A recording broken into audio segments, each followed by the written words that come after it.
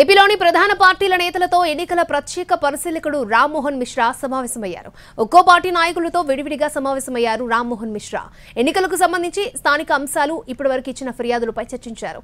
అభ్యర్థుల అర్హతపై వచ్చిన ఆరోపణలు కూడా ఈ సమావేశంలో చర్చించారు పార్టీ నేతలు. మద్యం, డబ్బు పంపిణీలపై చర్చకొచ్చినట్టు సమాచారం. ఏప్రిల్ 1న చంద్రబాబు స్పీచ్లో సీఎం జగన్పై వాడిన భాషపై ఈసీకి ఫిర్యాదు చేశామన్నారు వైసీపీ నేత అయోధ్య రామిరెడ్డి. వివేక హత్య గురించి చేస్తున్న ఆరోపణలను కూడా ఈసీ దృష్టికి తీసుకెళ్లామన్నారు. అలాగే రాయి దాడిపై చేస్తున్న తప్పుడు ఆరోపణలపై కూడా ఎన్నికల పరిశీలకులకు ఫిర్యాదు చేశామన్నారు. తామిచ్చిన ఫిర్యాదులపై చర్యలు తీసుకోవాలని కోరారు.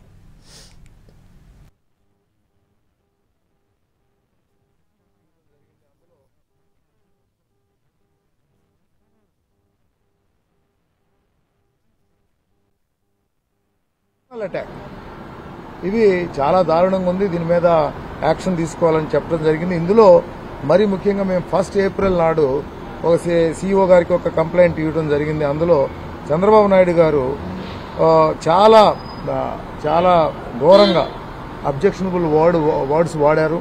అందులో ఆయన మాన్స్టర్ అని, థీఫ్ అని, అలాగే డెమన్ అని, యానిమల్ అని, అంటే ఇలాంటి పిచ్చి మాటలన్నీ కూడా మాట్లాడటం జరుగుతూ ఉంది. వీటి మీద తప్పనిసరిగా యాక్షన్ తీసుకోవాలని చెప్తున్నాము. అలాగే ఎక్కడ చూసినా కూడా జగన్ గారిని సైకో అని మాట్లాడటం